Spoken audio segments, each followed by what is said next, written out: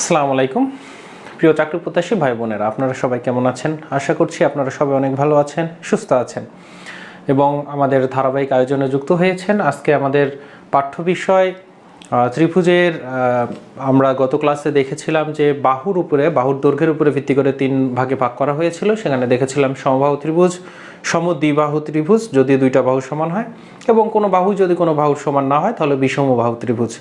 সেখানে সমবাহু ত্রিভুজ নিয়ে আমরা আলোচনা করেছিলাম এবং যে ধরনের প্রশ্নগুলো এসে থাকে সেগুলো নিয়ে আমরা ক্লাসে আলোচনা করেছিলাম গত ক্লাসে। আজকের ক্লাসে আমাদের আলোচ্য বিষয় হবে সমদ্বিবাহু ত্রিভুজ থেকে যে যে ধরনের প্রশ্ন আসতে পারে তার বৈশিষ্ট্যগুলো, এবং আমাদের সব বিষমবাহু ত্রিভুজ, এবং আমরা যেটা দেখব সেটা হচ্ছে যে কোনো একটা ত্রিভুজেরই ক্ষেত্রফল ত্রিকোণমিতিক অনুপাতের সাহায্যে ক্ষেত্রফল কি করে বের করতে পারি এটাও আমরা দেখব। এবং আজকের ক্লাসে আমরা ত্রিভুজের সর্বসমতা দিয়ে ত্রিভুজের পুরো টপিকটা শেষ করে ফেলবো। তার মানে 4টি ক্লাসের মাধ্যমে আমাদের ত্রিভুজ অংশটা শেষ হচ্ছে, তারপরে পরবর্তী ক্লাস থেকে আমরা চতুর্ভুজে প্রবেশ করবো ইনশাল্লাহ। তো চলুন আমরা যদি আজকে প্রথমে দেখি যে সমদ্বিবাহু ত্রিভুজ। আমরা সমদ্বিবাহু ত্রিভুজের বেসিক আমরা কনসেপ্ট নিয়েছিলাম গত ক্লাসে, যে একদমই সহজ জিনিস। সেটা হচ্ছে যদি একটা ত্রিভুজের বাহুই থাকে হচ্ছে আমার 3টা, তো ত্রিভুজের 3টা বাহুর মধ্যে যদি 2টা বাহুর দৈর্ঘ্য যদি সমান হয়, ত্রিভুজের 3টা বাহুর মধ্যে যদি 2টা বাহুর দৈর্ঘ্য সমান হয়, তার মানে আমাদের ABC একটা ত্রিভুজ ABC, এখানে 3টা বাহু কি কি, একটা AB, আর একটা হচ্ছে আমাদের AC, আর আরেকটা হচ্ছে আমার BC। তো এখানে দেখা যাচ্ছে, দেখেন AB এর দৈর্ঘ্য হচ্ছে B একক, AB এর দৈর্ঘ্য হচ্ছে B একক, AC এর দৈর্ঘ্য হচ্ছে A একক, BC এর দৈর্ঘ্য হচ্ছে A একক। তাহলে এই দুইটা কিন্তু আমার সমান। তাহলে একটা ত্রিভুজের 3 বাহুর মধ্যে যদি 2টা বাহু সমান হয় তাহলে তাকে আমরা বলতে পারি সমদ্বিবাহু ত্রিভুজ। দ্বি মানে 2, তার মানে সমান 2 বাহু বিশিষ্ট ত্রিভুজ, সমদ্বিবাহু। তো এইটা হচ্ছে আমাদের প্রথম যে বৈশিষ্ট্য। তারপরে আমরা আবার কি জানি বলেন তো, যে ত্রিভুজের ক্ষেত্রে বড় বাহুর বিপরীত কোণ বড় হয়, ছোট বাহুর বিপরীত কোণ ছোট হয়। আবার উল্টা করে বললে একটা বড় কোণের বিপরীত বাহু বড়, ছোট কোণের বিপরীত বাহু আমার ছোট। আর যদি দুইটা সমান সমান তাহলে কোণ হয়, তাহলে তার বিপরীত বাহুগুলোও সমান হবে। তাহলে যেহেতু আমার AC হচ্ছে A, তার বিপরীত কোণ হচ্ছে আমার কোণ B কোণ, আবার BCও হচ্ছে আমার A, তাহলে তার বিপরীত কোণ যে A কোণ, তাহলে কোণ A আর হচ্ছে কোণ B, এই দুইটা কিন্তু সমান হবে। ঠিক আছে? তাহলে সমান বাহুর সংলগ্ন কোণগুলা আমাদের কি হবে, সমান হবে। সমান বাহুর সংলগ্ন কোণগুলা সমান হবে। তার মানে এই যে একটা সমান বাহু একটা সংলগ্ন কোণ বলতে এই যে এটার সাথে যে কোণ আছে নিচে, এটার সাথে যে কোণ আছে সেটা হচ্ছে আমার সমান হবে। ঠিক আছে? এখন আমাদের এটাকেই আমরা বলতে হবে সমান বাহুর বিপরীত কোণগুলা কি হবে, সমান বাহু সংলগ্ন। তো সমান বাহু সংলগ্ন আমাদের যে কোণটা একটা সেম কোণ হবে, একটা সেম কোণ। আর সমান বাহুর বিপরীত কোণগুলা আমরা যদি সমান বাহু সংলগ্ন হিসেবে কিন্তু দুইটা, এই যে সমান বাহু, এই বাহুর সাথে কয়টা কোণ আছে, 2টা কোণ, তাহলে এইটা একটা সংলগ্ন কোণ, এইটা একটা সংলগ্ন কোণ। এখন সমান বাহুর এইটা তো কমন কোণ, এইটা হচ্ছে আমার এই বাহুরও সংলগ্ন কোণ, এই বাহুরও সংলগ্ন কোণ। তাহলে এই 2টা বাহুর কিন্তু আরো 2টা সংলগ্ন কোণ আছে, ওই 2টা পরস্পর সমান হবে, যেটা বলছে সমান বাহু সংলগ্ন কোণগুলো সমান হবে। আবার এই কোণটা হচ্ছে এই বিপরীত বাহুর বিপরীত কোণ, আবার এই কোণটা হচ্ছে এই বাহুর বিপরীত কোণ, তাহলে বিপরীত কোণও সমান, সংলগ্ন কোণও সমান। ঠিক আছে? এই জিনিসটা হচ্ছে বোঝাচ্ছে। তারপরে বলতেছে যদি একটি সমবাহু ত্রিভুজের সমান বাহুগুলোর যদি দৈর্ঘ্য A হয়, অসমান বাহুর দৈর্ঘ্য যদি B হয়, তাহলে এর ক্ষেত্রফল। তো চলুন আমরা ক্ষেত্রফলটা বের করে দেখি। ক্ষেত্রফল আমাদের ত্রিভুজের বেসিক যেটা হচ্ছে আমাদের ক্ষেত্রফল নির্ণয়ের সূত্র, সেটা আমরা কিন্তু জানি যে এরিয়া ইকুয়াল হাফ গুণন ভূমি গুণন উচ্চতা। হাফ গুণন ভূমি গুণন উচ্চতা। ভূমিকে যে বাহুর উপরে ত্রিভুজটা দাঁড়ায় থাকে সেটা হচ্ছে ভূমি, যে বাহুর উপরে ত্রিভুজটা দাঁড়ায় থাকে সেটা হচ্ছে ভূমি। তো এই ত্রিভুজের ভূমি এখন আমরা দেখতে পাচ্ছি B হচ্ছে ভূমি, তাহলে হাফ গুণন ভূমি হচ্ছে B। এখন উচ্চতা তো আমাদের দেওয়া নাই, তাহলে উচ্চতাটা বের করে নিতে হবে। উচ্চতা বের করার জন্য আমাকে কি করতে হবে, এই যে আমাদের শীর্ষবিন্দু থেকে যদি আমরা লম্ব টানি, লম্ব টানি, তাহলেই কিন্তু আমাদের উচ্চতাটা আমরা পেয়ে যাব। তো শীর্ষবিন্দু থেকে যদি আমরা লম্ব টানি, তাহলে একটু খেয়াল করেন, শীর্ষবিন্দু থেকে যদি আমরা লম্ব টানি, তাহলে এই যে আমরা লম্বটা টেনে ফেললাম। তাহলে শীর্ষবিন্দু থেকে লম্ব যদি আমরা টানি, তাহলে এই লম্বটা আসলে এই আমাদের ভূমিকে সমান 2টা ভাগে ভাগ করবে। কেন ভাগ করবে? কেন ভাগ করবে? কারণ এই বিপরীত, এই যে আমাদের কি এই দুইটা বাহু হচ্ছে আমার সমান, এই দুইটা বাহু হচ্ছে সমান। তাহলে যদি আমরা লম্ব টানি তাহলে এ অ্যাকচুয়ালি মধ্যমা হবে, এ অ্যাকচুয়ালি কি মধ্যমা হবে, যেটা আমার হাইট উচ্চতা। দেখেন তো আমরা যদি যে কোনো একটা ছোট যদি আমরা চিন্তা করি, আমরা যদি এই যে কোনো একটা আমরা পার্ট নেই, এই যদি পার্ট নিয়ে আমরা চিন্তা করি, তাহলে দেখেন তো এই এটা হচ্ছে আমার অতিভুজ, আর এই উচ্চতা এইচটা হচ্ছে আমার কি, উচ্চতা এইচ হচ্ছে আমার লম্ব, আর এই যে কোনো একটা পার্ট যেটা ভূমি হিসেবে আছে এটা হচ্ছে আমার ভূমি। তো এই পুরাটুকু যদি বি হয় তাহলে এইটা হবে আমার b/2, এইটা হচ্ছে b/2। তাহলে পিথাগোরাসের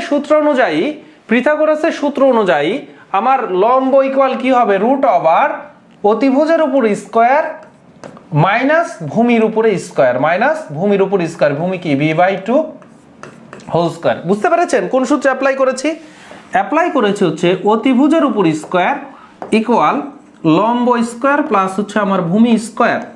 তো এখান থেকে আমরা কি করতে পারি, লম্বটা যদি লম্ব স্কয়ার আমরা রাখি, লম্বটা এক পাশে আমরা রাখি, এই পাশে এই ভূমিটা ওই পাশে যে মাইনাস হয়ে যাবে, তাহলে অতি স্কয়ার মাইনাস হচ্ছে ভূমি স্কয়ার, আর এই পাশে থেকে স্কয়ারটা আমরা উঠাই দিলে অথবা উভয় পক্ষকে যদি আমরা বর্গ করি তাহলে এখান থেকে আমার কি হয়ে যাবে, এখান থেকে হচ্ছে আমার স্কয়ারটা উঠে যাবে, শুধু থাকবে লম্ব। তাহলে লম্ব ইকুয়াল হচ্ছে রুট ওভার অতিভুজ স্কয়ার মাইনাস ভূমি স্কয়ার। তাহলে অতিভুজ এর উপর স্কয়ার, ভূমির উপর স্কয়ার। তাহলে এখন যদি আমরা ক্যালকুলেশনটা করে ফেলি তাহলে কি ঘটনা ঘটতেছে, এখানে এ স্কয়ার আর বি এর উপর স্কয়ার আর 2 এর উপর স্কয়ার করলে 4, লসাগু যদি করেন তাহলে 4a স্কয়ার মাইনাস হচ্ছে b স্কয়ার। এবার রুটের বাইরে যদি আপনি বের করেন, তাহলে কি ঘটনা ঘটবে, রুটের বাইরে যদি আপনি বের করেন তাহলে এখানে 1/4 কে রুট 1/4, তাহলে এটাকে আপনি লিখতে পারেন √1 ডিভাইডেড বাই √4। তাহলে √1 মানে 1, √4 মানে কত হবে 2, তাহলে হাফ। তাহলে আপনি এখান থেকে হাফ নিয়ে আসছেন আর রুটের ভিতরে রেখে দিচ্ছেন 4a square minus b square. তো এটা আমি কেটে দিচ্ছি, ঠিক আছে। তাহলে 4a square minus b square, তাহলে এইটা কিন্তু আমার কি হয়ে গেছে, এইটা হচ্ছে আমার উচ্চতা। তাহলে এই যে দেখেন উচ্চতা আমরা এইটা বের করে ফেললাম, যে উপরে হচ্ছে root over 4a square minus b square আর নিচে হচ্ছে আমার 2। এখন আমি যদি এটা এখানে যদি আমরা বসাই দিই উচ্চতার মানটা, যে root over 4a square minus b square divided by হচ্ছে 2, ঠিক আছে। তাহলে এটা এখন আমরা মুছে দিলাম। তাহলে এই যে b আছে আর 2 নিচে 2 আর 2 গুণ করলে 4, তাহলে b/4 root over 4a square minus b square. তো এই যে দেখেন b/4 root over 4a square minus b square, দেখেন ব্র্যাকেট দিয়ে দেওয়া হয়েছে, তার মানে রুটের নিচে 4a square minus b square. তো এই সূত্রটা কিন্তু এইভাবে আসে। আপনাদেরকে অবশ্যই মুখস্থ করার প্র্যাকটিস করতে হবে, কোনো কারণে যদি ভুলে যান, কারণ পরীক্ষাতে তো আপনার বির সরাসরি মান দেওয়া থাকবে, তো আপনি খুব দ্রুতই করতে পারবেন। ধরেন এই ম্যাথে আপনার মান এরকম দেওয়া আছে, কিরকম মান দেওয়া আছে, দেওয়া ছিল এর ভ্যালু হচ্ছে আপনার দেওয়া ছিল, ধরেন এর ভ্যালু দেওয়া আছে হচ্ছে আমার 5, আর এই যে এ বি এর ভ্যালু, তার মানে বি এর ভ্যালু দেওয়া ছিল 6, বি এর ভ্যালু কত দেওয়া ছিল, 6 দেওয়া ছিল। তো এই সূত্র আপনি ভুলে গেলেও কিন্তু আপনি খুব দ্রুত করতে পারতেন ক্যালকুলেশনটা। কিভাবে দ্রুত ক্যালকুলেশনটা করতে পারতেন আমি আপনাকে দেখাই দিচ্ছি। যে ধরে নেন আপনার দেওয়া ছিল হচ্ছে এর ভ্যালু কত, এর ভ্যালু দেওয়া ছিল 5 আর বি এর ভ্যালু দেওয়া ছিল 6। তাহলে দেখেন তো এই যে আমার অর্ধেকটুকু, এইটা হয়তো আমার 3, এটা কত হইতো 3 হইতো, আর এটা 5, এটা যদি 5 হয় তাহলে এইচটা কত হবে, এইচ হবে root over 5 square minus 3 square. তাহলে 25 থেকে 3 × 9 বিয়োগ করলে √16 মানে হচ্ছে 4। তাহলে উচ্চতা 4, তখন আপনি করতেন কিভাবে, হাফ গুণন ভূমি হচ্ছে আমার 6 গুণন উচ্চতা 4, তাহলে 6 × 2 = 12 বর্গ একক। বুঝতে পেরেছেন? মানে এই সূত্রটা মুখস্থ আপনাকে এজন্যই রাখতে হবে, কারণ অনেক সময় হুবহু সূত্রটাই আপনার চায়, এবি দেওয়া আছে দিয়ে বলবে যে আসলে অপশনে সূত্রগুলা দেওয়া আছে, তখন আপনাকে এত বড় ম্যাথ করতে গেলে একটু সময় লাগবে, আর সংখ্যার জন্য অ্যাকচুয়ালি এই সূত্রটা মুখস্থ রাখার প্রয়োজন নাই, ঠিক আছে।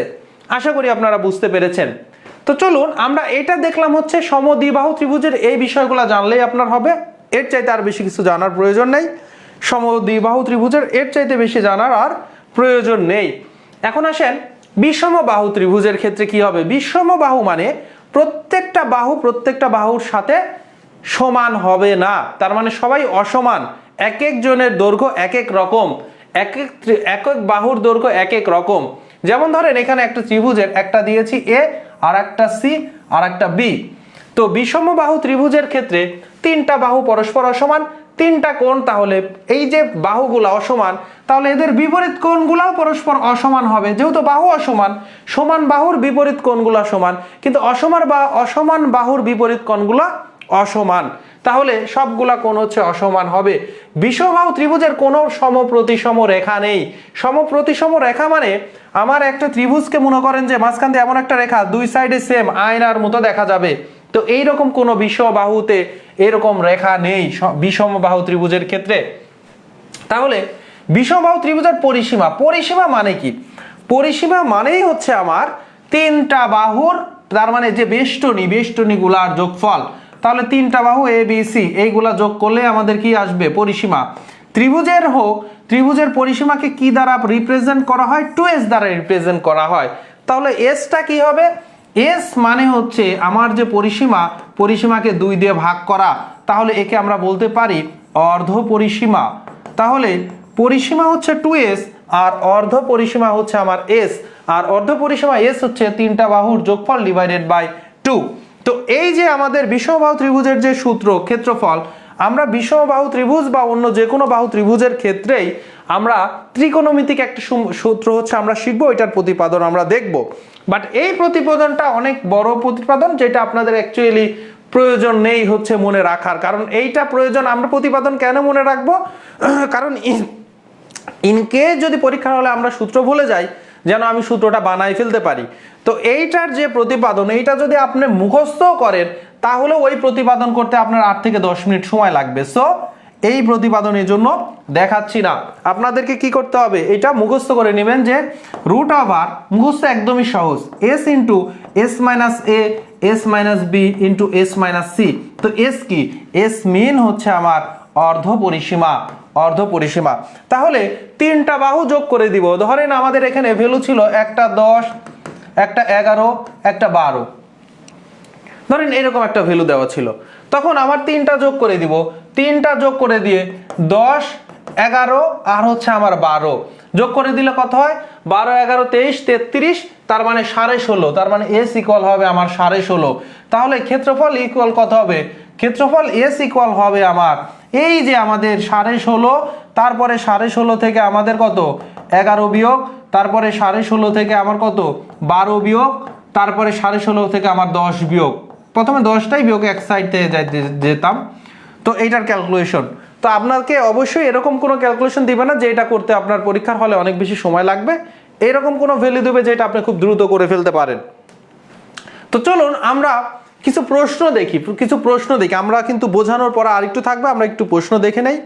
প্রশ্ন যদি আপনি দেখতে চান তো দেখেন কিভাবে প্রশ্ন করতেছে। আপনি ওই বেসিকের উপরে এইটা পারবেন কিনা, আজকের শেখানো বেসিকের উপরে কিন্তু এই প্রশ্নের আনসার করতে পারবেন না।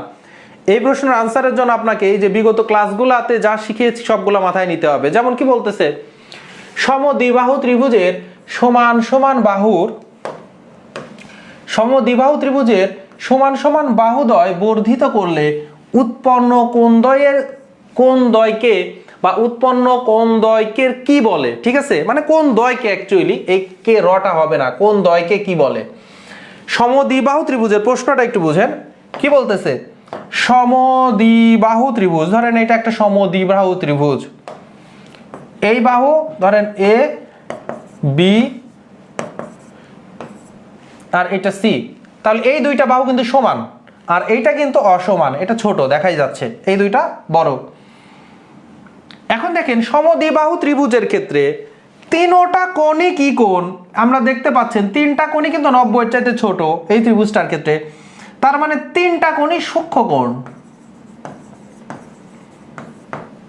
এখন আপনাকে প্রশ্ন করছে সমদ্বিবাহু ত্রিভুজের সমান বাহুদ্বয় বর্ধিত করলে, তাহলে এই যে সমান বাহু, এই সমান দুইটা বাহু বর্ধিত করে দিছেন, তাহলে বর্ধিত করলে উৎপন্ন কোণ, বর্ধিত করলে উৎপন্ন কি কোণ উৎপন্ন হয় বলেন তো? বহিস্থ কোণ উৎপন্ন হয়। এই যে এখানে উৎপন্ন হয়েছে, এখানে উৎপন্ন হয়েছে কি কোণ? বহিস্থ কোণ। বহিস্থ কোণ। তাহলে এই যে বহিস্থ কোণটা উৎপন্ন হইল, আমার ভিতরের এই কোণটা আর এই কোণটা কিন্তু সমান। কেন সমান? কারণ সমান বাহুর বিপরীত কোণগুলো সমান, সেই দিক থেকে সংলগ্ন কোণও সমান। সো এই দুইটা সমান যদি কোণ হয় তাহলে এই দুইটা কোণও সমান। তা আমরা বুঝতে পারতেছি যে বহিস্থ কোণ দুইটা তৈরি হয়েছে, এই দুইটা সমান। কিন্তু এই কোণটা কি হবে? এটা কি বিপ্রতীপ কোণ? না, বিপ্রতীপ কোণ না। বিপ্রতীপ কোণ হয় এই যে দুইটা ক্রস, যদি আমাদের ক্রস সেকশন যদি হয় তাহলে তার বিপরীত পাশে দুইটা হচ্ছে বিপ্রতীপ কোণ উৎপন্ন হয়।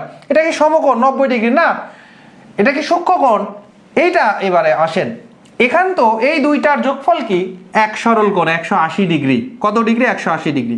180 ডিগ্রি থেকে এই ভিতরের কোণগুলা কি? সূক্ষ্মকোণ। তাহলে যদি সূক্ষ্মকোণ আপনি বিয়োগ করেন তাহলে থাকতেছে কি? থাকতেছে হচ্ছে স্থূল কোণ, মানে 90 এর চাইতে বড়। 90 এর চাইতে বড়, তাহলে আনসার হবে কিন্তু স্থূল কোণ। দেখেন কোশ্চেন একদমই সহজ, কোশ্চেন একদমই সহজ, কিন্তু এর মধ্যে অনেকগুলো বেসিক রয়েছে যেগুলো একদমই সিম্পল বেসিক। তো এইটা একটা প্রশ্ন দেখলেন। আবার এই প্রশ্নটা দেখেন, এই প্রশ্নটা দেখেন 2024 সালে আসা একটি প্রশ্ন। এবিসি একটা ত্রিভুজের বি কোণের পরিমাণ 48 ডিগ্রি দিয়ে বলতেছে এ বি ইকুয়াল এসি, তার মানে সমদ্বিবাহু ত্রিভুজ। তাহলে চলেন আবার একটা সমদ্বিবাহু ত্রিভুজ আমরা আঁকাই নেই। এ বি আর এসি সমান, তাহলে উপরে এ দিয়ে দিলাম, একটা এ বি একটা এসি। দেখেন তো এ বি আর এসি সমান, যদি ই এবং এফ এ বি এসি কে এমন ভাবে সেট করে যেন ইএফ সমান্তরাল বিসি হয়, তো এমন ভাবে সেট করতেছে ই আর এফ যে দুইটা সমান, তার মানে এই যে বিসি আর আমাদের এইটা ইএফ এমন ভাবে যে এই দুইটা সমান্তরাল। কিভাবে? সমান্তরাল। তাহলে কোণ এ, একটা কোণের মান কিন্তু দেওয়া আছে, বি কোণের মান দেওয়া আছে। বি কোণের মান কত? 48 ডিগ্রি। তাহলে বলতেছে কোণ এ, কোণ এ তার মানে এই যে উপরের কোণটা, এই যে উপরের কোণ, এবং কোণ A F E, A F E তার মানে এই কোণটা, কোণ এ এফ ই, এই কোণের মান বের করতে বলছে। দেখেন তো সিম্পল, দেখে চোখ দিয়ে আপনারা পেরে যাওয়ার কথা। তো কিভাবে করবেন? যেহেতু সমদ্বিবাহু ত্রিভুজ, এটা যদি 48 ডিগ্রি হয় এই কোণটাও 48 ডিগ্রি। আর এই বড় ত্রিভুজের কথা যদি চিন্তা করতেন, এটা 48 এটা 48 হলে এটা কত হবে? ত্রিভুজের তিন কোণের সমষ্টি 180 ডিগ্রি। 180 ডিগ্রি থেকে 48 আর 48 বিয়োগ করে দেন, তার মানে 48 48 বিয়োগ করলে হয় 96। তাহলে 180 থেকে 96 বিয়োগ করলে থাকে হচ্ছে আমার কত? 84 ডিগ্রি। তার মানে কোণ এ কোণটা হচ্ছে 84 ডিগ্রি। আর কোণ এএফই এই কোণটা কত ডিগ্রি হবে বলেন তো? যেহেতু এইটা আর এটা সমান্তরাল, সো এটা যদি 48 হয় এটাও কত ডিগ্রি? 48 ডিগ্রি কোণ। কেন? অনুরূপ কোণ। ঠিক আছে, তাহলে 84 আর 48 আপনি যদি যোগ করেন, 48 থেকে 16 কেটে নেন তাহলে 32, তাহলে 16 আর হচ্ছে 100, 132 ডিগ্রি কোণ। ঠিক আছে, 132 ডিগ্রি কোণ, ক নাম্বার হচ্ছে আনসার। আপনারা করতে পেরেছেন কিনা একটু জানাবেন। তাহলে 132 ডিগ্রি হচ্ছে আমার এখানকার হচ্ছে আনসার। এবারে আসেন যেটা বললাম যে হচ্ছে বিষমবাহু ত্রিভুজ বা সমকোণী ত্রিভুজ বা সমবাহু ত্রিভুজ, যেটারই আসেন নাকি, সমদ্বিবাহু ত্রিভুজ, সবার ক্ষেত্রে এই ত্রিকোণমিতিক অনুপাতের যে ক্ষেত্রফলের অনুপাত ব্যবহার করে যে ক্ষেত্রফলের সূত্র, এইটা আপনি অ্যাপ্লাই করতে পারবেন। তো আমি হচ্ছে এখন একটা বিষমবাহু ত্রিভুজে নিচ্ছি। ধরেন বিষমবাহু একটা ত্রিভুজ নিচ্ছি। ঠিক আছে, বিষমবাহু একটা ত্রিভুজ নিচ্ছি। তো এটা এ, এইটা বি, একটা সি। তো ত্রিকোণমিতিক সূত্র ব্যবহার করে, ত্রিকোণমিতিক অনুপাত ব্যবহার করে আমরা সূত্র তৈরি করব ত্রিভুজের ক্ষেত্রফল নির্ণয়ের। আমরা স্বাভাবিকভাবে জানি একটা ত্রিভুজের ক্ষেত্রফল হচ্ছে আমার ক্ষেত্রফল হচ্ছে হাফ গুণন ভূমি গুণন উচ্চতা। তো আমরা যেহেতু এই যে ত্রিভুজ, যে বাহুর উপরে ত্রিভুজটা দাঁড়ায় থাকে সেটাকে ভূমি বলা হয়, তাহলে বিসিটা ভূমি, তাহলে হাফ গুণন বিসি। একটু খেয়াল করেন, হাফ গুণন কি বিসি। এবং উচ্চতার জন্য আমার শীর্ষবিন্দু থেকে আমার ভূমির উপরে লম্ব আঁকাইতে হয়, লম্ব আঁকাইতে হয়। শীর্ষবিন্দু থেকে বিপরীত যে বাহুটা থাকে তার উপরে লম্ব আঁকাইতে হয়, লম্বটাই হচ্ছে আমার উচ্চতা, তার মানে এটা এইচ। তো এইচ এর জন্য দেখেন তো, যখন লম্ব আঁকাইছি তখন এটা একটা সমকোণী ত্রিভুজ, যখন লম্ব আঁকিয়ে ফেললাম তখন এটা একটা সমকোণী ত্রিভুজ। আর সমকোণী ত্রিভুজে আমরা কি অ্যাপ্লাই করতে পারি? ত্রিকোণমিতিক কোণের অনুপাত আমরা ইউজ করতে পারি। ত্রিকোণমিতিক কোণের আমরা তাহলে এই কোণটা নিচ্ছি, এই সূক্ষ্ম কোণটা নিচ্ছি, তার মানে সি কোণ। তাহলে সি কোণের এসি, এসি হচ্ছে কি, এটা 90 ডিগ্রি হলে এইটা হচ্ছে আমার অতিভুজ, তাহলে অতিভুজ হচ্ছে আমার এসি, এইটা ভূমি, আর এইটা হচ্ছে এইচটা হচ্ছে উচ্চতা। তাহলে দেখেন তো, আমি অতিভুজের মানটা জানি, এসিটা আমি জানি, কারণ এইচসি হচ্ছে বাহুর দৈর্ঘ্য, বাহুর দৈর্ঘ্য তো দেওয়া থাকবে। তাহলে এসি আমি জানি, আমার বের করা লাগবে কি, উচ্চতা বের করা লাগবে। তাহলে উচ্চতা, উচ্চতা লম্ব, উচ্চতা হচ্ছে লম্ব, লম্ব আর অতিভুজ মিলায় কোন ত্রিকোণমিতিক অনুপাত, সেটা হচ্ছে সাইন। ঠিক আছে, তাহলে সাইন সি, সাইন সি হবে আমার লম্ব ডিভাইডেড বাই অতিভুজ। তাহলে সাইন সি এর মান হচ্ছে লম্ব এখানে কি এইচ, অতিভুজ হচ্ছে এসি, তাহলে এইচ ইকুয়াল আমার হচ্ছে এসি সাইন সি। তাহলে উচ্চতা আমি পেলাম কত, এসি, উচ্চতা আমি কত পেলাম, উচ্চতা পেলাম এসি সাইন সি। এবার একটু খেয়াল করে দেখেন কি ঘটনাটা আসলো। এসি কোনটা, এসি হচ্ছে এই হচ্ছে আমার বাহুটা এসি। বিসি কোনটা, এই বাহুটা হচ্ছে বিসি। সি কোণ কোনটা, এই দুইটা বাহুর অন্তর্ভুক্ত কোণ। তাহলে আমাদের যে দুইটা বাহুর গুণ করছি সেই দুইটা বাহুর অন্তর্ভুক্ত কোণের সাইনের অনুপাত। তাহলে ক্ষেত্রফল ইকুয়াল আমরা কি লিখতে পারি, ক্ষেত্রফল ইকুয়াল লিখতে পারি হাফ যে কোনো দুইটি বাহুর গুণফল, দুইটি বাহুর গুণফল গুণন সাইন অন্তর্ভুক্ত কোণ, ওই দুইটা বাহুর অন্তর্ভুক্ত কোণ। বা আমরা এটাকে এভাবে বলতে পারি, হাফ গুণন দুইটা বাহুর গুণফল গুণন তাদের অন্তর্ভুক্ত কোণের সাইন। কি বলতে পারেন, যেভাবে হোক।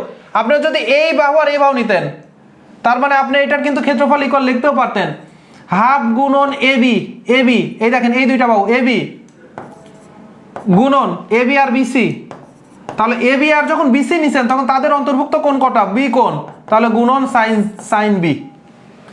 আবার আপনি কিন্তু এটার ক্ষেত্রফল লিখতে পারতেন, কি ক্ষেত্রফল লিখতে পারতেন, ক্ষেত্রফল ইকুয়াল এই দুইটা বাহু আপনি নিতে পারতেন। কোন দুইটা বাহু নিতে পারতেন, এইটা আর এইটা নিতে পারতেন। তখন আপনি লিখে দিতে পারতেন কি, হাফ গুণন এবি গুণন এসি। দেখেন এবি নিছেন এসি নিছেন, তাহলে তাদের মধ্যবর্তী কোণকে, কোণে সাইন এ কোণ, সাইন এ। বুঝতে পেরেছেন কিনা?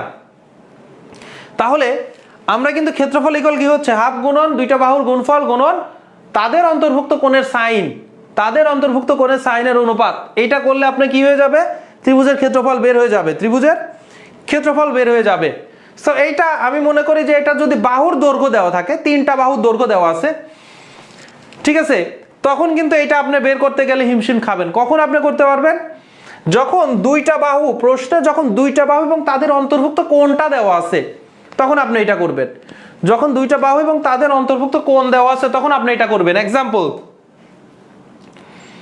দেখেন, এক্সাম্পলটা কি, এক্সাম্পল হচ্ছে একটি সমদ্বিবাহু ত্রিভুজের সমান বাহুগুলোর অনুপাত। একটি সমদ্বিবাহু ত্রিভুজের, সমদ্বিবাহু ত্রিভুজ, তাহলে আমরা এই যে এইটাই আমরা নিতে পারি, সমদ্বিভুজের সমান বাহুগুলার প্রত্যেকটি দৈর্ঘ্য, সমানগুলার প্রত্যেকটি দৈর্ঘ্য 10 10 করে আছে এবং বাহুগুলার অন্তর্ভুক্ত কোণ 45 ডিগ্রি, এই কোণটা 45 ডিগ্রি। ত্রিভুজটার ক্ষেত্রফল কত, তাহলে ক্ষেত্রফল ইকুয়াল কি হবে, এর ইকুয়াল হবে হাফ গুণন দুইটা বাহুর গুণফল গুণন তাদের অন্তর্ভুক্ত কোণের সাইন 45 ডিগ্রি। তাহলে হাফ গুণন 10 গুণন 10 সাইন 45 এর মান 1/√2। তাহলে এটা কাটলে 5, ঠিক আছে।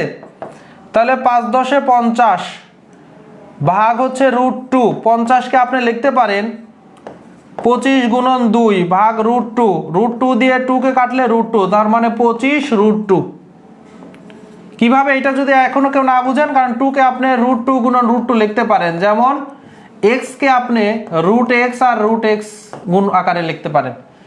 সো যখন 2কে √2 দিয়ে ভাগ করবেন, 2কে তো √2 দিয়ে ভাগ করা যায়, একটা দিয়ে আরেকটা √2 কাটবে, একটা √2 থাকবে, তাহলে 25√2 হচ্ছে আনসার। অপশনগুলো যদিও ঠিকভাবে নেওয়া হয়, সরি এইটাই তো 25√2, এটা 25√5, ঠিক আছে। ও এটা তো গত দিনের প্রশ্ন। তাহলে এই হচ্ছে আজকের, ওইটা তো গত দিন ক্লাসেই হচ্ছে দেখানো হয়েছে। এই হচ্ছে আজকের দিনের পড়াশোনা, এই হচ্ছে আজকের দিনের হচ্ছে টপিক। সরি, আজকের দিনের টপিক শেষ হয়নি, আরেকটু হচ্ছে আমি দেখাবো, সেটা হচ্ছে এক্সট্রা তথ্য। এখান থেকে প্রশ্ন আসার মানে আসে খুবই কম, তারপরে হচ্ছে আপনারা একটু মাথায় রাখবেন। এরপরেও হচ্ছে আপনারা একটু মাথায় রাখবেন, সেটা হচ্ছে কি, যে সর্বসমতা, দুইটা ত্রিভুজ কখন সর্বসম হবে, সব দিক দিয়ে সমান হবে। সর্বসম মানে কি বোঝানো হয়, সব দিক দিয়ে সমানকে বোঝানো হয়, সব দিক দিয়ে সমানকে বোঝানো হয়। দুইটা ত্রিভুজ তখনই সর্বসম হবে, দুইটা ত্রিভুজ তখনই সর্বসম, এখানে একটা কালো ত্রিভুজ একটা লাল ত্রিভুজ, যদি তিনটা কোণই সমান হয়, তিনটা কোণই সমান হয়। যেমন ধরেন এই ত্রিভুজের এই কোণটা সমান, আবার এই কোণ সমান, আবার এই কোণের সমান। অনুরূপভাবে এই বাহুর সমান, আবার এই কোণের বিপরীত বাহু এই বাহুর সমান, আবার এই লাল কোণের বিপরীত বাহু এই লালটা আমার এইটার সমান। তার মানে তিনটা বাহু সমান, তিনটা কোণও সমান। তার মানে এটার আকার আকৃতি সব সমান, আকার আকৃতি সব সমান, সব দিক থেকে আপনি যদি দেখেন তাহলে সমান হবে। এবং এদের যে ক্ষেত্রফল, এদের যে এরিয়াটা ধারণ করবে সে এরিয়াও সমান। তখন এই ত্রিভুজ দুইটা পরস্পর সর্বসম ত্রিভুজ, সব দিক দিয়ে সমান ত্রিভুজ। তাহলে সর্বসম হওয়ার জন্য তিনটা জিনিস সমান হইতে হয়, আকার, আকৃতি আর হচ্ছে আমার ক্ষেত্রফল। তিনোটাই যখন সমান হবে তখন হচ্ছে আমরা তাকে বলবো সর্বসম ত্রিভুজ। তাহলে একটা দুইটা ত্রিভুজ পরস্পর সর্বসম হওয়ার জন্য মানে কত ধরনের হচ্ছে আমাদের শর্তর কারণে হইতে পারে সমান। আমি যদি বলি এ নামে একটা ত্রিভুজ, বি নামে একটা ত্রিভুজ, এই প্রথম ত্রিভুজেরও তিনটা বাহু, পরের ত্রিভুজের তিনটা বাহু সমান, হুবহু সমান, তাহলে যে কোনো এইগুলোর মধ্যে যে কোনো একটা হইলে তিনটি বাহু যদি সমান হয় দুইটা ত্রিভুজের, তাহলে ত্রিভুজদ্বয় সর্বসম। তার মানে তাদের আকারও সমান, আকৃতিও সমান, ক্ষেত্রফলও সমান হবে। যদি একটা ত্রিভুজের দুইটা বাহু সমান হয়েছে এবং তাদের মধ্যবর্তী কোণ অন্তর্ভুক্ত কোণ সমান, তাহলে অপর বাহু কিন্তু অটোমেটিক সমান হইতে হবে, না হলে কিন্তু হবে না। কারণ কি, আমরা বলতেছি একটা ত্রিভুজের দুইটা বাহু সমান, এই দুইটা বাহু সমান এবং তাদের অন্তর্ভুক্ত কোণ সমান, তাহলে সমান কোণের বিপরীত বাহুও কি হবে, সমান। তাহলে এ আর এ দুইটাই সমান, তাহলে তিনটা বাহুই তো সমান হয়ে গেল। তাহলে দুইটা বাহু আর যদি তাদের মধ্যবর্তী কোণ যদি সমান হয় তাহলেও সেটা সর্বসম। আবার বলতেছে দুইটা কোণ ও যদি একটি বাহু সমান হয়, তার মানে এটা কিভাবে আঁকি, ধরেন এখানে আর দুইটা কোণ আছে, তাহলে দুইটা কোণ সমান পরস্পর, তো এও সমান এও সমান এও সমান এও সমান, এবং এদের একটা সাধারণ এই বাহুটা ধরেন সমান, এটাও সমান এটাও সমান, যদিও আমার আঁকানো ঠিক হয় নাই। তাহলে কি হবে, দুইটা কোণ এবং একটু বাহু যদি সমান হয়, ওই বাহুটা সাধারণ বাহু হইতে পারে, ওই বাহুটা তাদের সংলগ্ন বাহু হইতে পারে। তার মানে যে কোনো একটা বাহু যদি সমান হয় তাহলে কি হবে, তারা সমান হবে। তাহলে এই তিনটা কারণে আমার যে কোনো ত্রিভুজ সর্বসম হবে। এবং সমকোণী ত্রিভুজের ক্ষেত্রে দেখেন, সমকোণী ত্রিভুজের ক্ষেত্রে সমকোণী ত্রিভুজের ক্ষেত্রে কি বলতেছে যে আমার যদি অতিভুজ এবং যে কোনো একটা বাহু যদি সমান হয়, কারণ ধরেন এটা অতিভুজ, এখানকার অতিভুজ আর এখানকার লম্ব আর অতিভুজ সমান হয়েছে, তার মানে দুইটা বাহু সমান। তো সমকোণের তো একটা কোণ 90 ডিগ্রি, তাহলে দুইটা বাহু আর একটা কোণ সমান, এই সূত্র অনুযায়ী কিন্তু এটা সমান হয়ে যাচ্ছে। আর আবার আমরা বলতে পারি অতিভুজ আর লম্ব যদি সমান হয় তাহলে কি ভূমি তো সমান হবে, কারণ পিথাগোরাসের উপপাদ্য ব্যবহার করে আমরা ভূমির দৈর্ঘ্য বের করব। ভূমি ইকুয়াল √ অতিভুজ স্কয়ার মাইনাস লম্ব স্কয়ার, তাহলে দুই ক্ষেত্রে আমাদের কি ভূমি সমান হবে, তার মানে তিনটা বাহুই সমান হয়ে যাবে। আর তিনটা বাহু সমান হওয়া মানে তারা সর্বসম। ছোটবেলায় উপপাদ্য অনেকগুলো প্রমাণ করছিলেন, তখন এগুলাই কঠিন মনে হতো, বাট এগুলো কিন্তু খুবই সহজ বিষয়। তাহলে ত্রিভুজের এই সর্বসমতাও মাথায় রাখবেন, যদিও এগুলা থেকে কম প্রশ্ন আসে, কারণ যেহেতু আমরা ইন টোটাল সব কিছু পড়িয়েছি, তার মানে ত্রিভুজের আর কিছুই কিন্তু বাদ রাখি নাই। 4টি ক্লাসের মাধ্যমে ত্রিভুজের সব কিছুই কিন্তু পড়ানো হয়েছে। তো ক্লাস কেমন লেগেছে এটি জানাবেন, এবং ওভারঅল ক্লাস ত্রিভুজের ক্লাস যারা করেছেন তারা মানে ত্রিভুজ কেমন বুঝতে পারলেন এটাও জানাবেন, এবং ক্লাসটি সকলের উদ্দেশ্যে আপনারা শেয়ার করে দিবেন। এবং যারা আসলে আমাদের চ্যানেলে নতুন, ম্যাথ ক্লাসে নতুন, তাদেরকে জানাচ্ছি যে আপনি যদি ম্যাথ ক্লাস একদম বেসিক থেকে শিখতে চান, তাহলে আপনি চলে যাবেন ইএম জব ইউটিউব চ্যানেলে, সেখানে প্লে লিস্ট করা আছে। প্লে লিস্টে আপনি পেয়ে যাবেন হচ্ছে শতকরার উপরে ক্লাস, শতকরার উপরে 10টি বেসিক ক্লাস নেওয়া আছে, পুরো অধ্যায় শেষ করা হয়েছে একদম বেসিক থেকে। লাভ ক্ষতির উপরে ক্লাস নেওয়া আছে 10টি, সেখান থেকে একদম বেসিক থেকে আপনি শিখতে পারবেন। মুনাফার উপরে ক্লাস নেওয়া আছে 10টি, সেখানেও আপনি একদম বেসিক থেকে শিখতে পারবেন। এবং আপনার যদি সংখ্যা ক্লিয়ার না থাকে, সংখ্যার উপরে কিন্তু আমরা পর্যাপ্ত ক্লাস নিয়েছি, মোটামুটি 13টির মতো ক্লাস নিয়েছি, তাহলে আপনারা সেখানে প্লে লিস্ট থেকে আপনারা একটা অধ্যায় শুরু থেকে শেষ পর্যন্ত শিখে আপনার ভিতকে, আপনার ফাউন্ডেশনকে, আপনার বেসিককে মজবুত করে নিতে পারেন।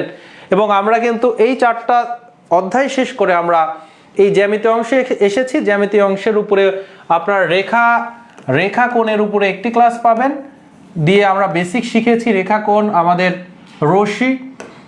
তারপরে ত্রিভুজের উপরে আমাদের হয়ে গেল কয়টি ক্লাস, ত্রিভুজের উপরে আমাদের 4টি ক্লাস, সবগুলো পেয়ে যাবেন ইএম জব ইউটিউব চ্যানেলে। ফেসবুকে এসে ওই কষ্ট করে খোঁজার দরকার নেই, সেখান থেকে আপনারা ক্লাস করবেন এবং সেখানে মন্তব্য জানাবেন যে ক্লাস করে উপকৃত হচ্ছেন কিনা।